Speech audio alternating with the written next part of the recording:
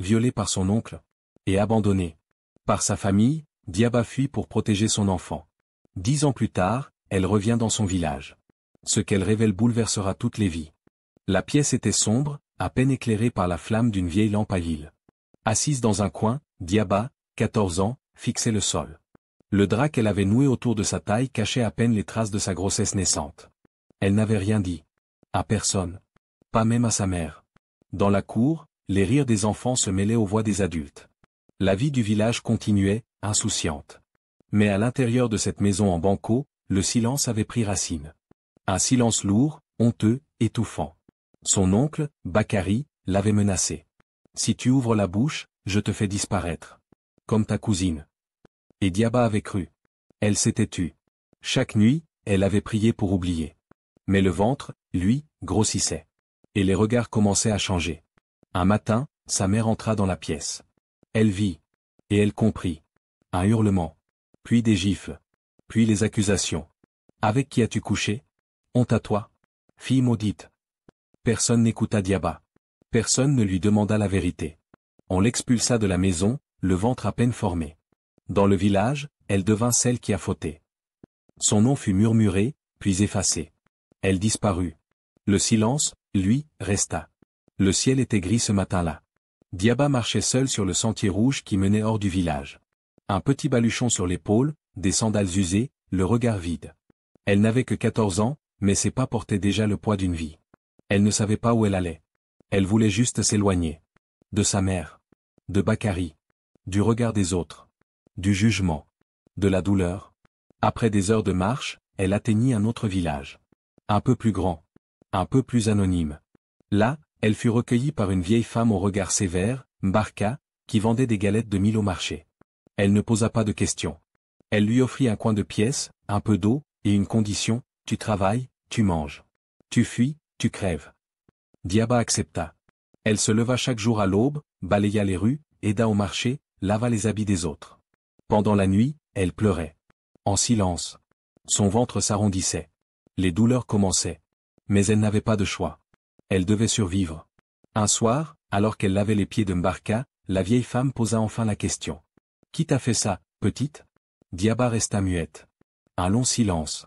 Puis elle murmura, sans lever les yeux. Mon oncle? Mbarka hocha la tête. Elle n'en demanda pas plus. Mais cette nuit-là, elle prépara un bol chaud, couvrit Diaba d'un tissu propre, et lui dit. Tu n'es pas une faute. Tu es une cicatrice qu'il refuse de voir. Et c'est ainsi que Diaba apprit à survivre dans l'exil. Sans haine. Mais pas sans mémoire. Le jour de l'accouchement arriva sans prévenir, au cœur de la nuit. Diaba hurla, seule sur la natte, pendant que la pluie frappait le toit de tôle rouillé. Mbarka, réveillé en sursaut, entra avec une bassine et des serviettes anciennes. Pousse, fille. Pousse comme si tu voulais arracher le mal de ton ventre. Après de longues heures de douleur, un cri perça la nuit. Un petit garçon. Vivant. Entier. Silencieux, d'abord, puis fort. Diaba le prit dans ses bras, les larmes coulant sur ses joues creusées. Ce n'était plus un secret. Ce n'était plus une malédiction. C'était un enfant. Mais personne n'applaudit. Il n'y eut pas de visite. Ni chant. Ni bénédiction. Au marché, on murmurait. La petite, là, elle a mis bas. Et le père? Toujours pas connu? Une saleté, cette fille. Le bébé aussi. On regardait Diaba avec pitié. Avec mépris. On regardait son fils comme un poison né du silence. Elle l'appela Niafa, ce qui voulait dire ce qui reste quand tout a été pris. Elle l'aimait. D'un amour farouche. Viscéral. Mais elle n'osait jamais le regarder trop longtemps. Il avait les yeux de Bakary. Chaque nuit, elle se répétait, ce n'est pas sa faute. Ce n'est pas sa faute. Et chaque matin, elle l'embrassait, comme pour effacer l'histoire. Mais les gens n'oubliaient pas. Et l'enfant, à peine âgé de 2 ans, était déjà appelé le fils du mal. Et un jour, un enfant du village lui lança une pierre en criant. Ton père, c'est ton oncle, hein? Mon père a dit que t'es un péché. Diaba serra Niafa dans ses bras. Un jour, tu sauras. Un jour, ils sauront tous. Le retour vers le village. Les années passèrent. Diaba, maintenant jeune femme de 24 ans, avait grandi dans l'ombre du mépris, mais aussi dans la force silencieuse de la survie. Niafa, 10 ans, était intelligent, réservé, et doux. Trop doux pour ce monde. Il ressemblait à son oncle, c'était vrai. Mais il portait le cœur d'un enfant brisé. Un jour, Mbarka, affaibli par la vieillesse, la prit par la main. Tu dois retourner là-bas, Diaba. Le désert n'efface pas les blessures. Il les enterre. Tu es prête maintenant. Ce que tu portes doit éclater. Diaba hésita. Mais quelque chose en elle, une colère froide, un feu ancien, brûlait encore. Elle savait qu'elle ne pouvait pas continuer à vivre en se cachant. Elle devait faire face. Pour elle. Pour Niafa. Elle prépara 2 habits, prit la main de son fils, et reprit le même chemin, en sens inverse. Le village n'avait pas changé. Les murs étaient les mêmes. Les visages aussi. Juste un peu plus ridés. Un peu plus amers. Quand elle franchit la barrière en bois, les conversations s'interrompirent. On la dévisagea. C'est elle? Elle ose revenir? Et ce garçon, c'est son fils? Mais Diaba marchait droit. Elle ne baissa pas les yeux. Son cœur battait, non plus de peur, mais de vérité. Elle se posta devant la maison familiale. Sa mère, plus vieille, plus courbée, ouvrit la porte. Elles se regardèrent. Longtemps.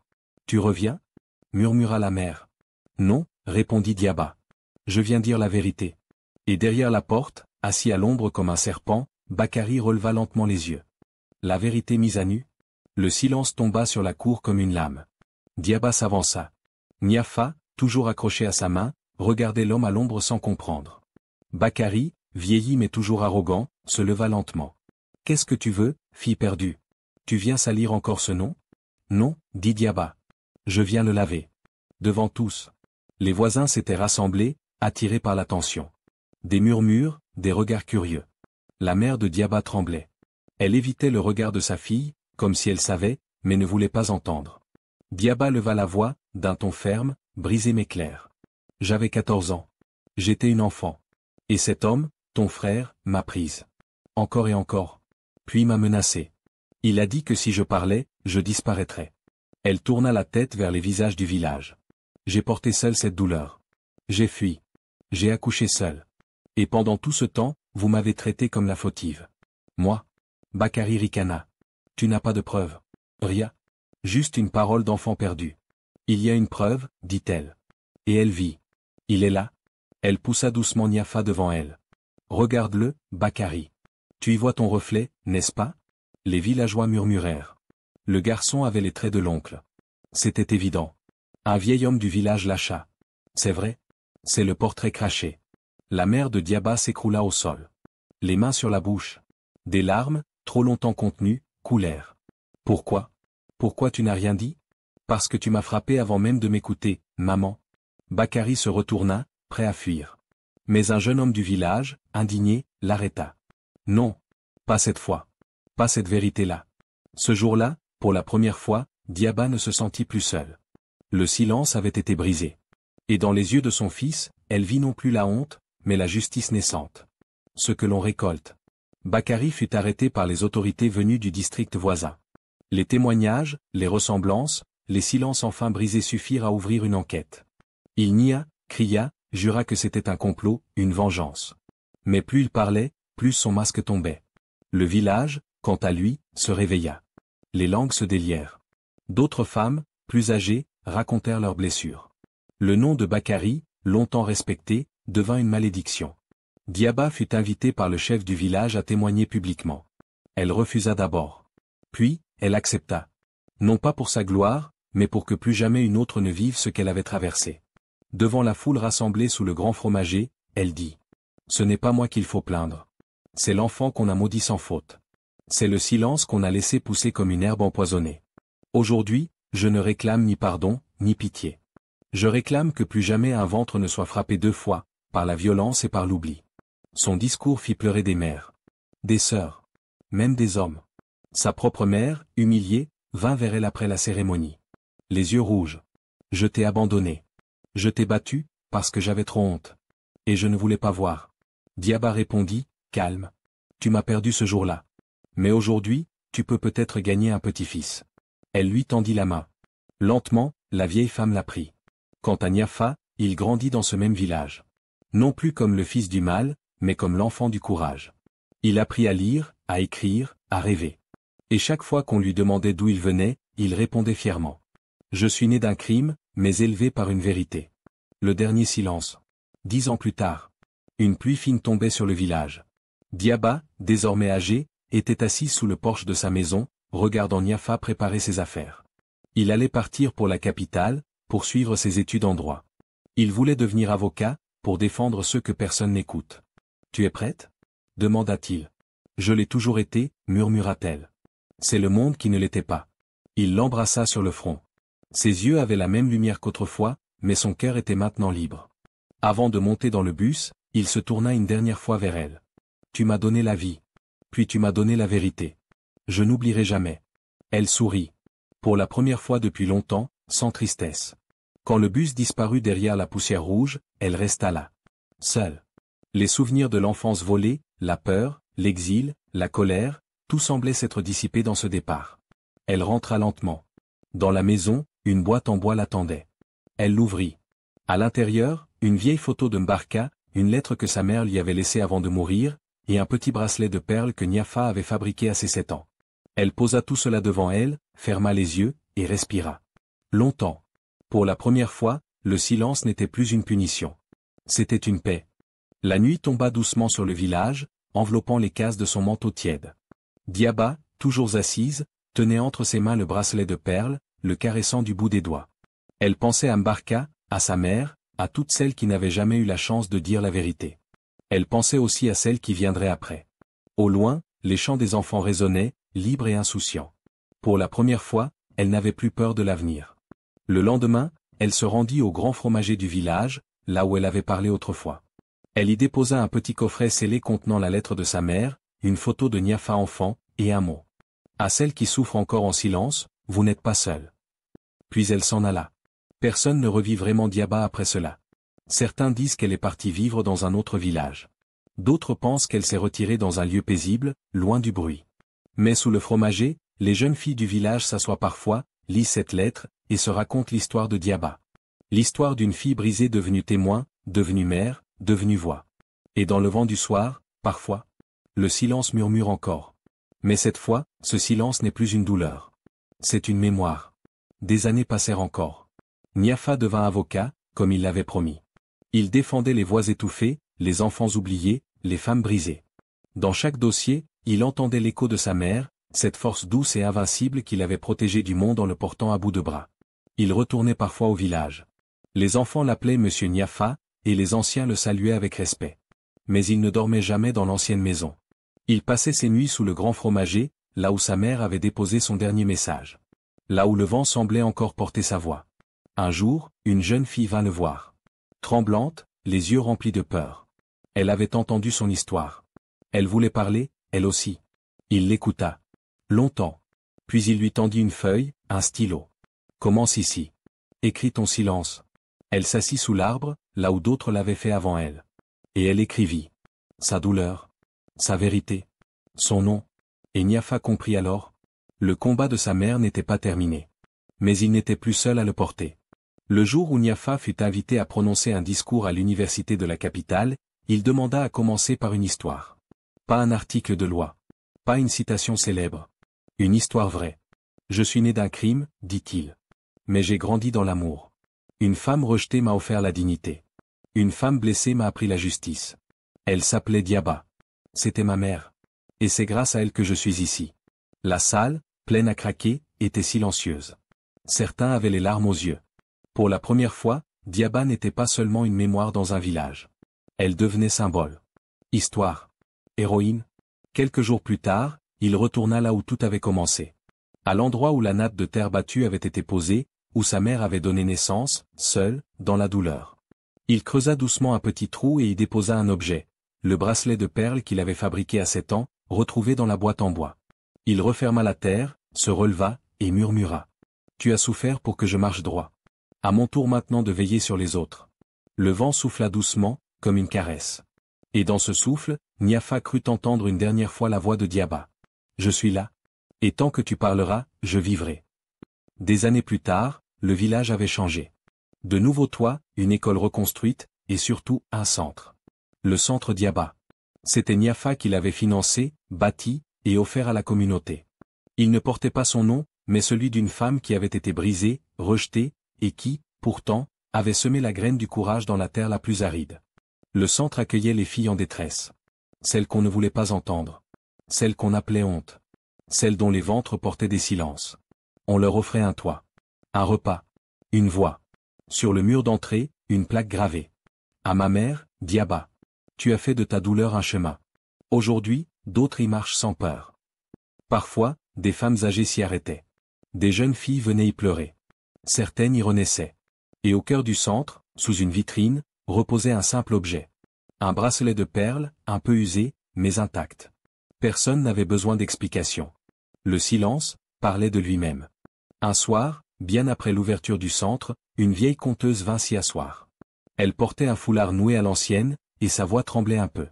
Les enfants s'étaient rassemblés autour d'elle, curieux. Elle commença. Il était une fois, dans un village comme le nôtre, une fille que tout le monde avait oubliée. Mais elle n'a jamais oublié ce qu'on lui avait fait. Et au lieu de devenir pierre, elle est devenue feu. Elle a brûlé les murs du silence, et elle a ouvert un chemin que même les larmes ne pouvaient plus fermer. Les enfants écoutaient, suspendus à ces mots. Cette fille, on l'appelait Diaba. Et son nom, désormais, se chuchote dans les ruelles, non plus comme une honte, mais comme une promesse. Un garçon leva la main. Et elle est où maintenant, mamie? Elle est morte? La vieille sourit. Non, mon petit. Les mères comme elles ne meurent jamais. Elles deviennent le vent. Et chaque fois qu'une fille parle sans trembler, c'est elle qu'on entend souffler. Le feu de bois crépitait doucement. Les étoiles s'allumaient une à une dans le ciel. Et dans l'ombre du grand fromager, le bracelet de perles brillait faiblement, comme si la mémoire de Diaba avait décidé de veiller encore un peu sur les vivants. Niafa vieillissait. Il était devenu un homme respecté, écouté, parfois redouté dans les tribunaux. Mais dans son cœur, il restait ce petit garçon qu'on avait traité de péché. Celui que sa mère avait protégé du monde par la seule force de son amour. Un soir, après une conférence à l'étranger, on l'interrogea. « Monsieur Niafa, d'où vient votre engagement? Pourquoi vous battez-vous autant pour les femmes, les oubliés, les enfants en détresse ?» Il sourit doucement. « Parce que ma mère était tout cela à la fois. Une femme ignorée, un enfant brisé, une force silencieuse. Et elle m'a appris que la justice ne commence pas dans un palais. Elle commence quand on écoute une voix qu'on avait décidé d'ignorer. » Un tonnerre d'applaudissements suivit. Mais lui n'entendait que le silence doux de Diaba. Le même que celui du soir où elle l'avait regardé partir. Lorsqu'il mourut, des années plus tard, on retrouva sur son bureau un petit coffret en bois, presque identique à celui de sa mère. À l'intérieur, un manuscrit non publié, intitulé « Le silence brisé, histoire vraie d'une mère ». Et sur la première page, une simple dédicace. À Diaba. Tu étais l'histoire. Je n'ai fait que lui donner des mots. Et dans les écoles, les tribunaux, les foyers d'accueil, on lut cette histoire. Et on se tut. Mais ce silence-là, était un hommage. Des décennies plus tard, dans un village que le temps avait transformé, une fillette entra dans le centre Diaba. Elle tenait la main de sa grand-mère, une femme au visage marqué mais au regard fier. En visitant les lieux, l'enfant s'arrêta devant une fresque peinte sur un mur. On y voyait une femme debout, le ventre rond, tenant un enfant dans ses bras, faisant face à un village entier. Derrière elle, un arbre immense s'élevait, le fromager. Des visages y étaient gravés dans les racines, comme des mémoires anciennes. Et au centre de l'image, un petit bracelet de perles brillait doucement. « C'est qui ?» demanda la fillette. « C'est une légende, » dit la vieille. « Une femme qui a changé le destin de tout un peuple. Parce qu'elle a osé parler. Elle s'appelait comment ? Diaba. » L'enfant resta silencieuse un instant. Puis elle déclara. « Moi aussi, quand je serai grande, je parlerai. » Et dans ce moment suspendu, quelque part dans le souffle du vent, une voix invisible semblait murmurer. « Tu n'auras plus besoin de fuir, petite. Parce que maintenant, quelqu'un t'écoutera. » Un jour, bien des années plus tard, une jeune écrivaine arriva au centre Diaba. Elle cherchait des récits pour un livre sur les femmes oubliées d'Afrique. Une vieille archiviste lui montra une salle silencieuse, remplie de cahiers, de lettres, de témoignages. Au fond, il y avait une étagère spéciale, protégée par une vitre. « Ici repose l'origine, dit-elle. La première voix. Celle par qui tout a commencé. » Dans la vitrine, il y avait 3 objets. Une photo sépia de Diaba, les yeux droits et calmes. Ou le bracelet de perles de Niafa. Et un cahier jauni, couvert d'une écriture tremblante. Sur la couverture, un seul mot. Vérité. L'écrivaine s'approcha, émue. « Puis-je lire ? » « Bien sûr. Mais sache une chose. Quand tu ouvriras ce cahier, tu ne porteras pas seulement une histoire. Tu porteras une promesse. » Elle s'assit. Tourna lentement la première page. Et les mots de Diaba lui sautèrent au cœur, plus vivants que jamais. Ils m'ont fait taire, mais j'ai parlé par mes larmes. Ils m'ont effacé, mais j'ai gravé mon nom dans la mémoire de mon fils. Aujourd'hui, si tu lis ceci, c'est que j'ai survécu. Et toi aussi, tu peux. Et ainsi, le souffle de Diaba voyagea encore. De page en page. De génération en génération. Ce récit n'était pas seulement l'histoire d'une femme violée, rejetée et exilée. C'était l'histoire d'un souffle étouffé, qui devient cri. D'un ventre brisé, qui devient mémoire. D'un enfant né dans la honte, qui devient lumière. Diaba n'a pas cherché la gloire. Elle a juste refusé de mourir en silence. Et à travers elle, des générations de femmes, d'enfants, de survivantes ont trouvé leur voie. Ce n'est plus seulement une fiction. C'est un hommage à toutes les Diabas du monde. À toutes celles qui ont été accusées, effacées, ignorées. Mais qui ont survécu. Et qui ont transmis. Car tant qu'une vérité n'est pas dite, elle attend. Et tant qu'une fille ose parler, Diaba vit. Merci d'avoir écouté cette histoire. Si elle a touché quelque chose en vous, si elle a réveillé un souvenir, une émotion, ou simplement un peu d'espoir. Abonnez-vous. Pas seulement pour une vidéo de plus. Mais pour continuer ensemble ce voyage à travers des récits oubliés, des vérités humaines, et des silences qui parlent plus fort que les mots. Votre écoute donne vie à ces histoires. Merci d'en faire partie.